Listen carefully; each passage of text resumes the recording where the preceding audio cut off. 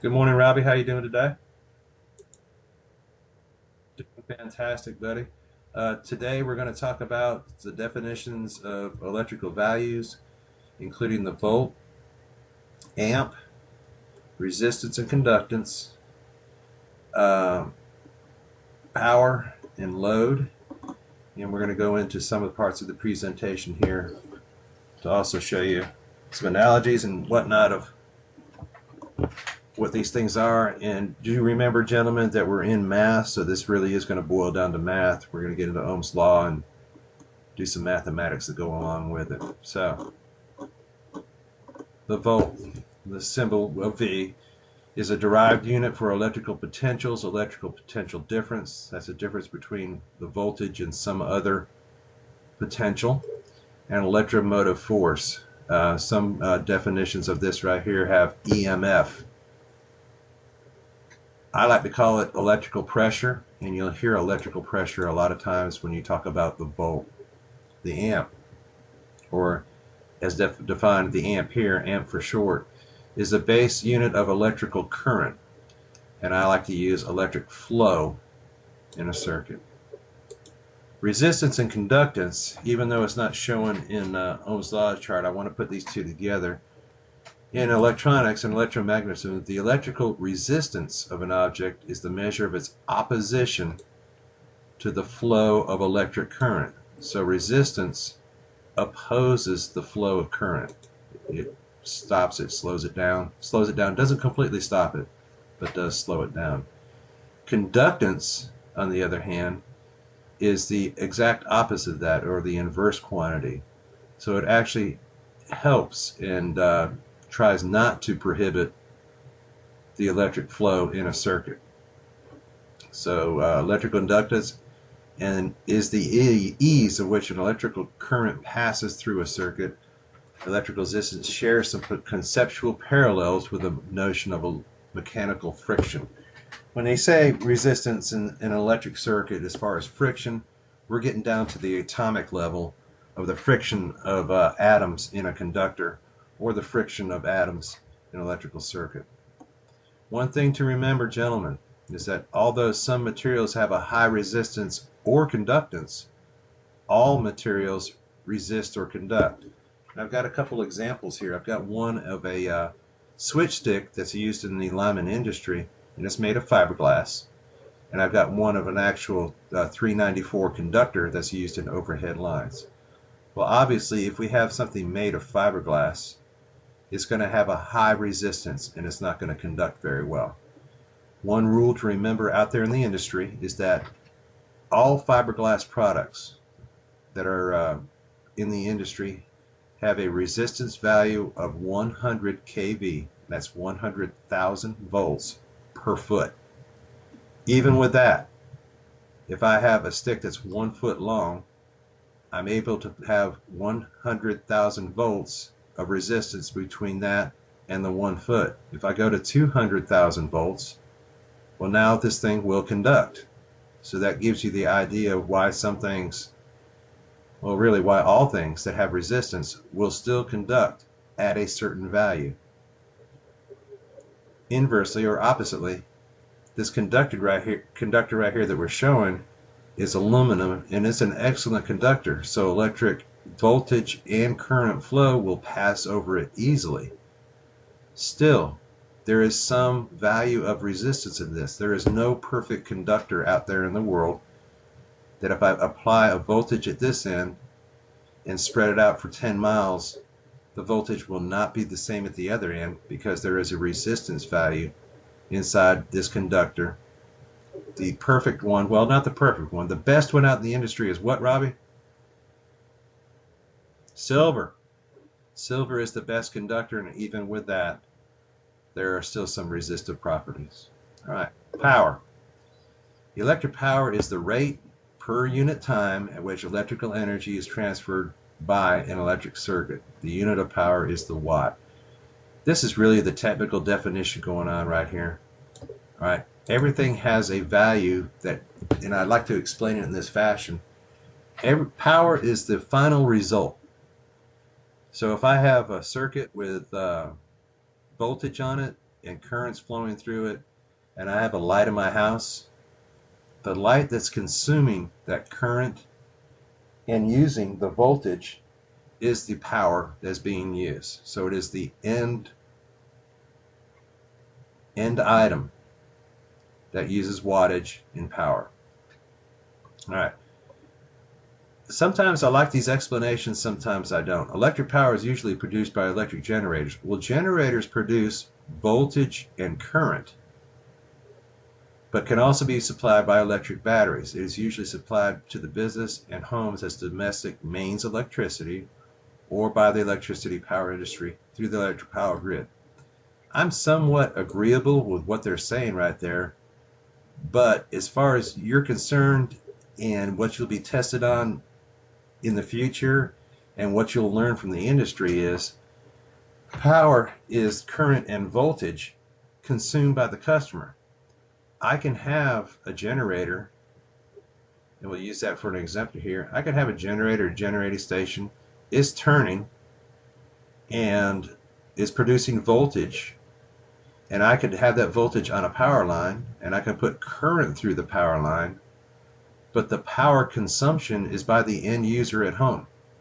So if I fire up my computer, it's using power, not the electrical generator and not the circuit that's out there. Does that sound pretty much correct to you, Robbie? Okay. So electric power can be delivered over long distances by transmission lines and used for applications such as motion, light, or heat. This is real important to remember here. All right, so power consumers are motion, and when they say motion, that's a motor. All right, it's an electric motor that's attached to, say, your air conditioning unit or a fan inside your house. Another power producer is light. So you turn the light switch on, light comes out, and you see it. That's another power result. And heat. Well, you turn that light on, heat's also produced. And if you turn the stove on or anything inside your house is heat. So those are the three power consumers right there. All right, load. A load on a circuit is a current consuming electric item that has a power value and requires voltage and current to operate. It can be in use or not. So I'm going to go here to the Wacom real quick and try to give you an explanation of what we mean by load. Yeah, NT.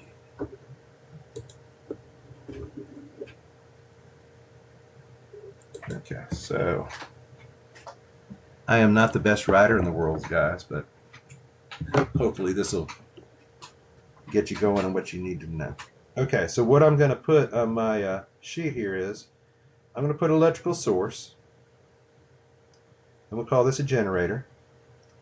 Off my generator, I'm going to put an electrical circuit, the line. Down here at the end, I'm just going to draw in a light bulb. Come out here and I'm going to ground. Included in my circuit here, I'm going to put a switch. Put an eraser. Okay. One thing to remember here on a switch symbol. Sorry about that. On a switch symbol is that is a closed switch. That is an open switch. You got to have the O in there for it to be open. Okay. So I'm going to put voltage on this circuit. I've got a closed switch come down the line. The light's going to light up. And I've got neutral and ground on the other side. You got to have a full path for current flow. So this is a working load.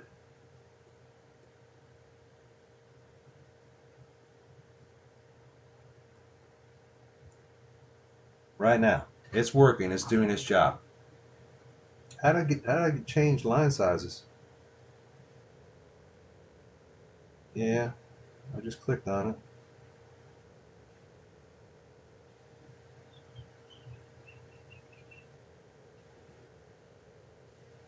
Next to the color size. Let's Go a little bit bigger right here. Okay, here we go.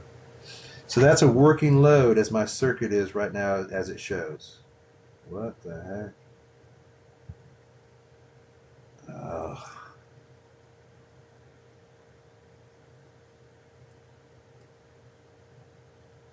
Okay.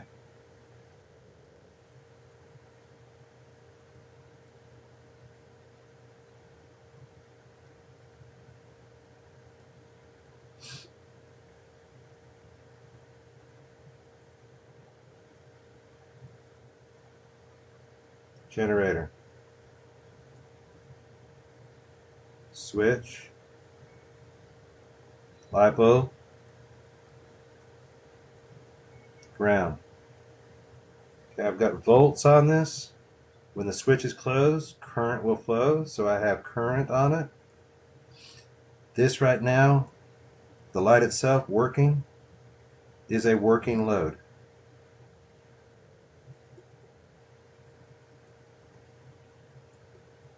All right. Now, same circuit going on here, and I'm going to open the switch. There is still voltage present to this point,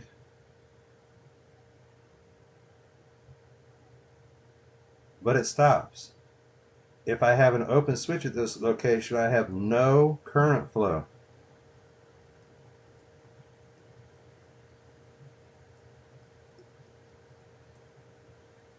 So there's no path for it to go.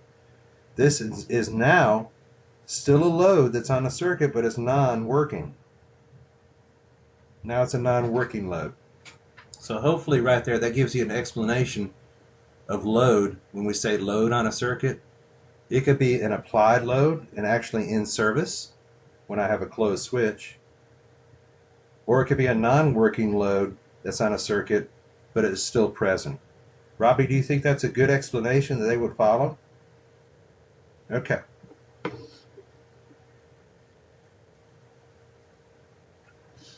All right. All right, so I'm going to go down here and we're going to talk a little bit more about voltage and whatnot, and I like to give this definition to each class out there as far as voltage, amperage, and resistance.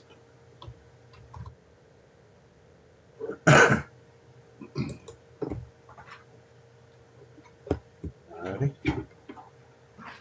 So let's talk voltage.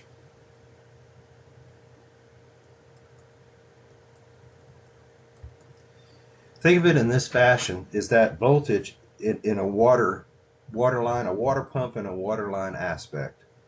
So what I'll draw here is myself as a little pump, and I come out here and I've got a water line.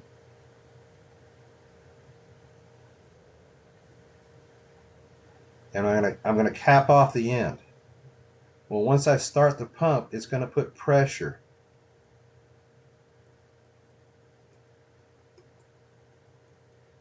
On this water line, and we'll say 120 psi. So if I change this now to a generator and put this out on a conductor, it's the same thing. Volts equals electrical pressure.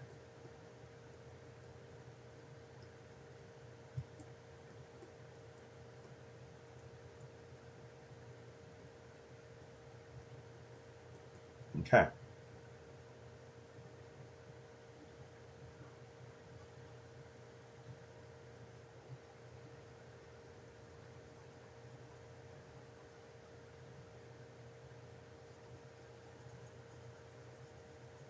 Probably would be just as easy to go File, New, I'll save. All right, so current. Oops. Current.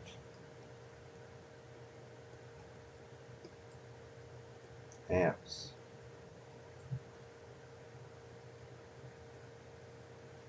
Here's my water pump again. Here's my water line. I'm going to take the cap off the end right here. And once that water starts to flow out of the end, Now I have pressure from the pump and flow going down the pipe. That is current in amps. It's actually flowing out of the end of the pipe. Relate it back to the generator. Got a conductor. I've got a light bulb. That's an awful light bulb. I know.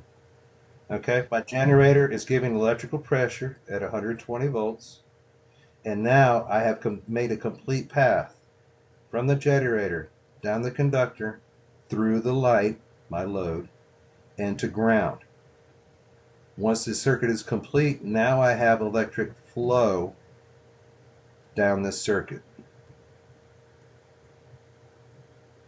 So that's the analogy that I'm using right there as far as current and how current works.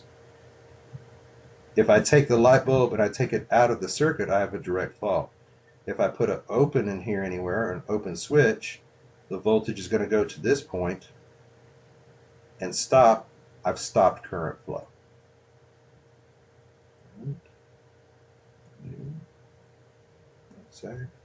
Resistance.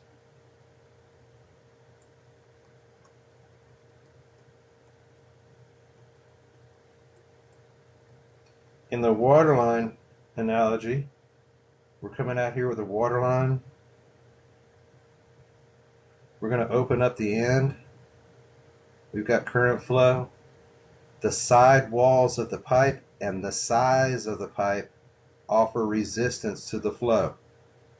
So if I make this pipe smaller, it's going to resist the amount of water that can go through it, and the sides of the pipe actually are going to resist current flow. Let's relate it back to electricity. My generator, here's my conductor. I'm going to add some size into this. All right. Light bulb.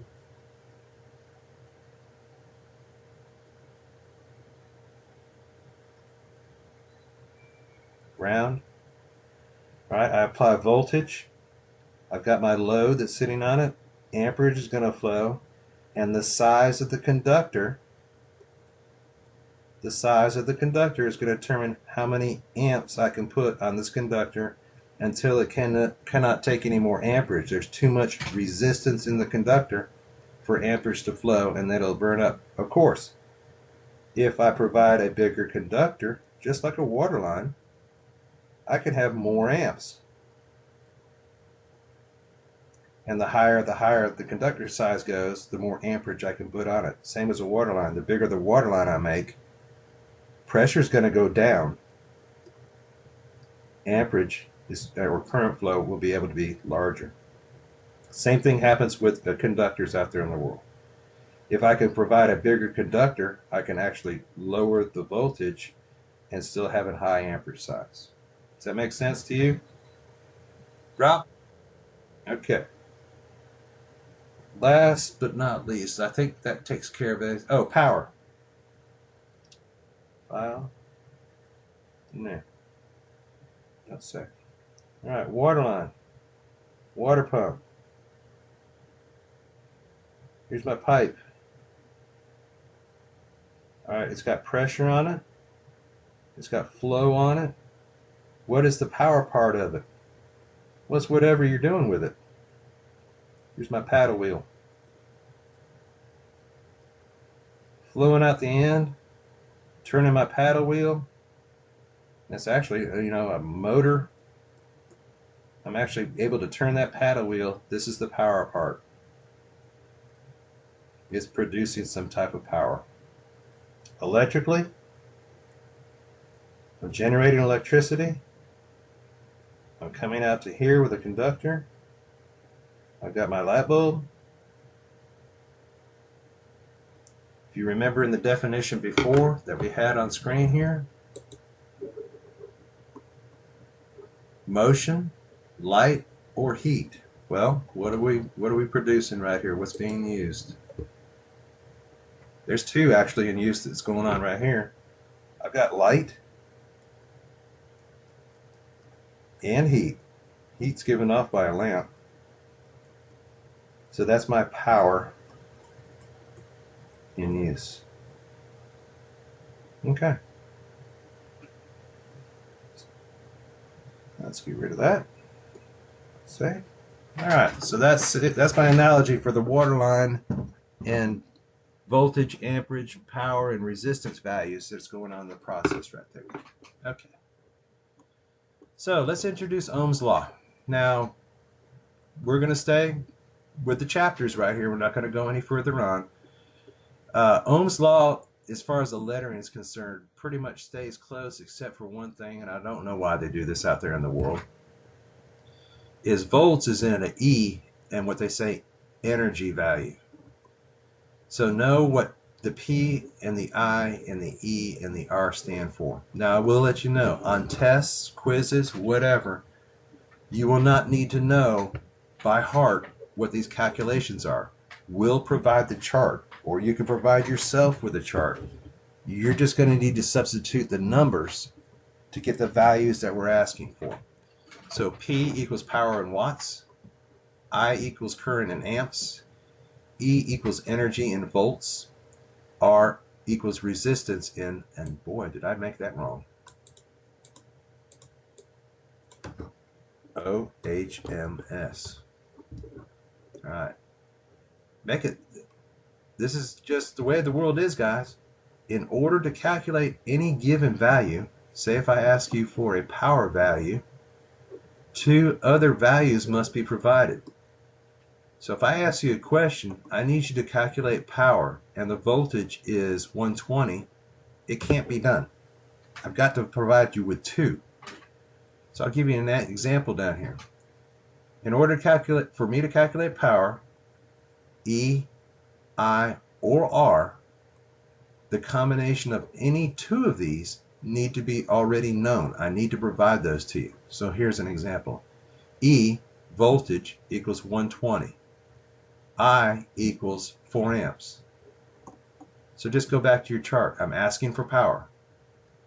Which one of these has the E and the I value? This guy right here. So here's the math that you need to do. I'm providing you with the E number, and I'm providing you with the I number. So what you're going to do is you're going to take 120 times 4 equals 480. So your power equals 480 watts. Make sure that you also include that information. So that's one example right there. The chart and the numbers, the two numbers that I provide, the thing to look out for though is calculate power. I might say, well, calculate voltage. That means I need to go to the E side and plug in the numbers that I provided when you see this on a test. If I ask you for amps, I, the question is going to be, what are the amps for if I give you voltage and resistance, or power and voltage? I'm not going to use this one. We haven't talked about square roots before. I'm just going to use the ones that we got in the simple math parts. So I've got one more example right here. In order to calculate amps, power equals 100 watts. I've got to give you that number. Voltage, E, equals 240. So let's go back up to the chart. I'm looking for I. I'm giving you P, 1000, and I'm giving you E, 240. Which one fits? I equals P divided by E. So take the P and divide it by E. 1000 divided by 240 equals 4.16. I equals P divided by R. So there's your answer. That I value equals 4.16. Okay.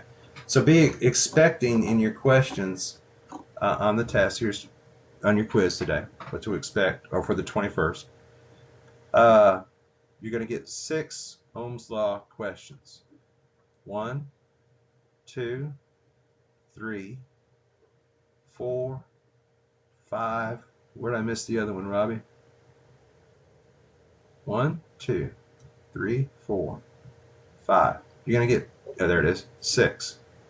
I'm not going to get into these square roots. I'm not going to get into powers yet because we just haven't learned that yet. But there are 6 calculations that you can make in here with multiplication and division. The remaining 4 questions to make 10 are, you're going to define the volt, you're going to define the amp, you're going to define power, and you're going to define resistance and conductance. All right. And these notes will be posted on the 21st, so you can use these notes to help you get your quiz taken care of. All right, Robbie, is there anything else we need to proceed with as far as this video is concerned?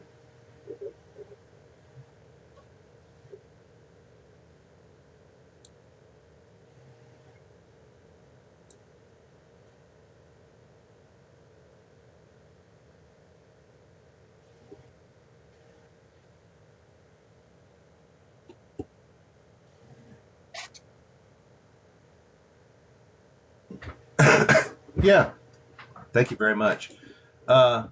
We had some students that as soon as we put a question in the quiz in D2L, and my question would be define the volt, well, they immediately went to Google and got some misinformation. I've pretty much, there's no pretty much to it. These are your notes. So if you get that question, just refer back to your notes.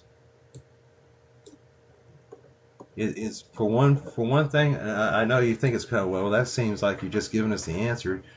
For one thing, I'm just presenting to you this way. You've got to come back and find in the notes where to get it from and how to define it in your own definition. So this is what you'd be getting in the classroom. I'm just writing it down for you to use in a presentation that's coming to you today. But yeah, Robbie, thank you very much for letting us know. Yeah, we had some students, and the questions are going to get more difficult. That what is voltage drop in a circuit? That we had the definition down here and immediately went to Google and came back with some information that was just way, for one thing, was it correct? Yeah, but it was way too technical. It was more on the engineer side than it would be on a lineman side, and I want you to learn the lineman way. Thank you very much, Robbie, for bringing that up. I had completely forgotten about that. Okay, with that, gentlemen, we're going to go ahead and end this video for the day. It will be posted, and if you have any questions, feel free to contact us on Zoom. Thank you very much, and have a good day.